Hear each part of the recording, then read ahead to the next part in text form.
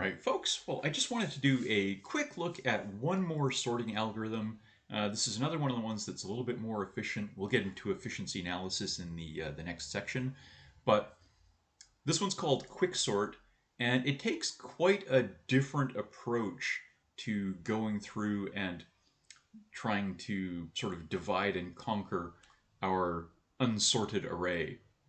So the idea is we're going to look at, this portion of array that's got a bunch of scrambled data in it, and we're going to try and pick one value out of that that we hope is going to wind up somewhere near the middle of the eventually sorted array. So we're going to pick this one value, we're going to call it a pivot value. And what we're going to do is rearrange the rest of the values in the array so that all of the ones that are smaller than the pivot wind up on one side, all of the ones that are bigger than the pivot wind up on the other side, and the pivot winds up in its correct position. And so the idea is, if we're lucky, then the first try through will, guess a good choice of pivot. It winds up in the middle of the array. All the small stuff winds up on one side, and all the big stuff winds up on the other side. And so the small stuff won't be sorted yet, and the big stuff won't be sorted yet, but they'll be on their correct sides, and the pivot will be in the right position. And so what we'll then do is recursively call quicksort on the small half and recursively call it on the big half to go off and do the same thing. Right? So the one that's called on the small half, we'll try and pick the middle value, hopefully pick the middle pivot value for that small half and rearrange.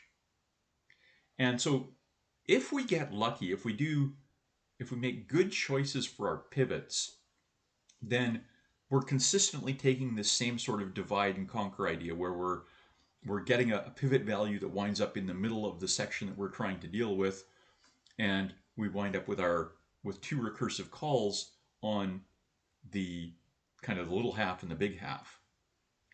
And so if this works out that way, then at each step we're splitting what's left into half and doing recursive calls on the two halves. And so eventually, again, this boils down fairly quickly to elements that are just, a single element, or array segments that are just a single element in size, at which point we can stop and say, oh, okay, well, one element by itself is sorted. But it all depends on how good a job we do in picking these pivot values. So it's going to be based on this notion of picking a pivot value and then rearranging the values so that the pivot's in its correct spot, everything smaller is on one side, everything bigger is on the other side. That rearranging portion is called partitioning. So you'll hear people talking about quicksort and talking about the partitioning algorithm or partitioning routine that they're using in it. This is just basically the step where we're going through and splitting the array into kind of two halves, the small stuff, the big stuff, with the pivot in the middle. So we need to pick a good pivot, we hope, and then partition, rearrange the contents, and then call recursively on the two sides. So if we pick a good pivot, then this is going to give us a very efficient algorithm for sorting. If we pick a lousy pivot, it's going to turn out pretty poorly. So again, hopefully we want to pick a pivot that's going to wind up close to the middle of the sorted results. This is really challenging to actually do in practice. Suppose you've got an array of 1 million elements that are scrambled. How do you go through and pick the one that's going to wind up in the middle? Right? If we could do that brilliantly, then we know which values belong where. So this is a challenging problem, and so what people do instead is either make an easy choice for pivot and hope that it doesn't turn out poorly, or pick a random position, pick a random element, and hope that it works out well on average. So one of the things we can do is just pick a random element from the rest of the array. And again, on average, this is going to wind up somewhere close to the middle.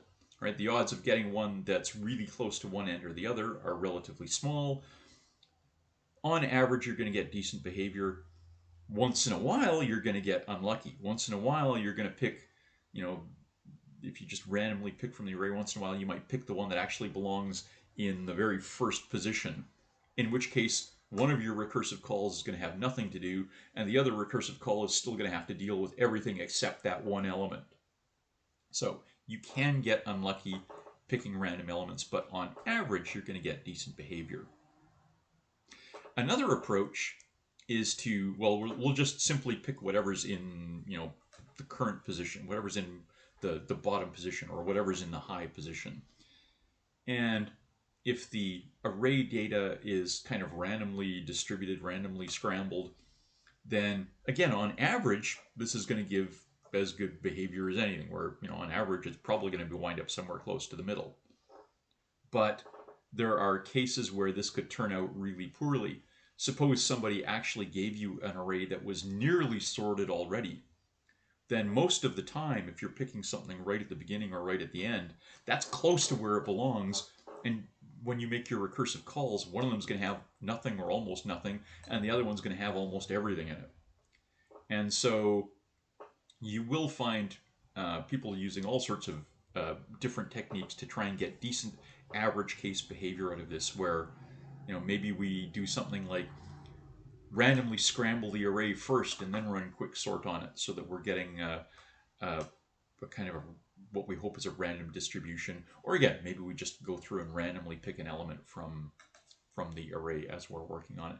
Now, there are some more clever ways of choosing the pivot, but I will save those discussions for another course in another day, maybe 260, the data structures course.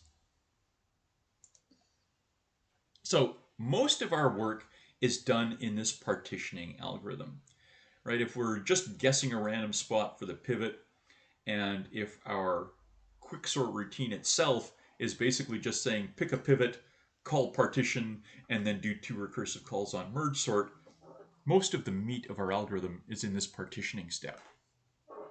So what we want is an effective way to go through our array or some segment of the array and rearrange things so that the smaller half is on one side, the bigger stuff's on the other side, and the pivot winds up where it needs to be. So we'll take our usual sort of approach here, where we say, well, if low is bigger than or equal to high, if this is the portion of the array that we're trying to go through and process, then if we're down to 1 element or no elements, we're done. So if low is greater than or equal to high, we'll just simply return. Otherwise, for the moment, so we could pick a random pivot position. I'm just going to pick whatever's in the low spot for the moment.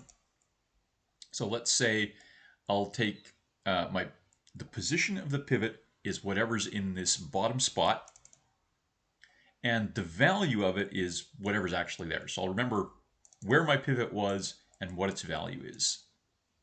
And I'm going to bump my low position up by 1 because I don't want to trash my pivot as I'm going through the rest of this algorithm. So I'll have my pivot in the low spot, and then everything else is in that range, low plus 1 to high, in the array array segment that I'm sorting. So what I'm going to try and do is work from the 2 ends, work from low up and from high down, looking for values that are on the wrong side of the pivot. So as I'm working my way up from low, I'm going to be looking for big values that are bigger than the pivot. And as I'm working my way down from high, I'm going to be looking for values that are smaller than the pivot. And so I'm going to move low up until I arrive at a big value, if you like, and I'm going to move high down until I arrive at a small value. So at that point, I'll be sitting on a kind of a small or a big value somewhere in the bottom half and a small value somewhere in the top half, and I want to move those. I want to swap those two so that the little value's in the bottom half and the big value's in the top half. And so we'll go through and just keep incrementing low until we hit something that's big, or, well, until we hit a value that's bigger than our pivot, or until high and low meet somewhere in the middle, or until our high and low meet someplace in the middle. So I'm going to move low up, looking for big things. I'm going to move high down, looking for little things. And eventually high and low either meet in the middle somewhere, or they each land on a value that's kind of out of place. If low and high haven't met in the middle yet, then we'll swap the big thing that low is sitting on and the little thing that high is sitting on, so that they wind up on their correct sides. Eventually, low and high meet somewhere in the middle, and that's where we will put the pivot. So you get this process where you keep going through saying, okay, well, let's move in until I found a place where my pivot, or move in until I found, move in until I find things that are on the wrong sides, swap them. Eventually, once I'm done with this process, low and high have met somewhere in the middle, I'll swap the pivot into the spot where those two things met, and the little value that's there into the position where the pivot was. So my partitioning algorithm can go through fairly efficiently, right? We're making one pass through this array, working from the kind of low end up and the high end down until we meet in the middle, swapping things that are on incorrect sides of the pivot, and then putting the pivot in that middle position when I get there. So this is a nice and efficient approach. Again, whether the algorithm as a whole, whether quicksort as a whole works effectively, is going to depend on how lucky or unlucky we are with our pivot choices. So again, in terms of an example, let's say this is the array segment that we're given to deal with right now. I'm going to pick that 7 as my pivot, right, the thing in that first position, and then I'm going to work my way in through the rest of this from the 3, 9, 8, 4, 6, work my way in from the ends, looking for things that are probably on the wrong side of the pivot. So working from this side up, I look for something bigger than 7, right, and I find it on the 9. And working from this end down, I'm looking for stuff that's smaller than the 7, and I find that right away on the 6. So now I've got this 9 that's big and this 6 that's small, and I swap the two of them to get them into their correct sides, if you like, and then I pick up where I left off, so I'll still have this chunk in the middle that I have to work through. So I go through, I've got my 6 moved, I've got my 9 moved, I've still got this stuff in the middle. I'm going to work my way up looking for things that are bigger than 7, right? So I find that in the 8. I'm going to work my way down looking for stuff that's smaller than 7. I find that in the 4. And again, I've got these two things that are on the wrong side, so to speak, and I swap them. And then I keep going, and you can see right away after this, my low and my high are going to bump into each other because we've met in the middle. And I'll swap that. Once we've met in the middle, I'll swap the smaller side with the pivot. So the pivot winds up in its correct spot. This smaller thing winds up somewhere on the low half. And then I can call recursively on the big half, the 8, 9, and the little half, the 7, 3, 6, or pardon me, 4, 3, 6. And again, this is the process that we'll go through over and over and over again. So again, for the quicksort routine itself, if we've got this array that we're trying to sort, from position lower to position upper, if lower is bigger than upper, we're done. Otherwise, I'll call partition, let it pick the pivot and do the rearranging. Then I'll call quicksort on the lower half, everything below the pivot, right? The pivot's in the right spot, so I don't need to include it. And call quicksort on the upper half, everything above the pivot. And so it's a relatively straightforward algorithm to implement as long as we get that kind of partition figured out and working. And it does usually take a little bit of juggling to make sure that you're figuring out when low and high will cross and in what circumstances they'll cross and what's the correct value to, or what's the correct position to move the pivot into. But other than a little bit of fiddling there, it's not actually too bad. If you want a look at turning that into code, so you had another C++ program, we do have a link off the videos page for quicksort sample code, and you can have a boo through that. But again, that's given us kind of a handful of different sorting routines and their implementations, right? The bubble sort, selection sort, insertion sort, merge sort, quicksort. And when you're going through trying to pick an algorithm that you want to use for any different situation, you're going to pick something where you're looking for a balance between what's efficient enough for what I need for the sizes of the data sets that I'm working with, and you're looking at how complex that's going to be to implement and to maintain, and looking for any kind of particular advantages and disadvantages.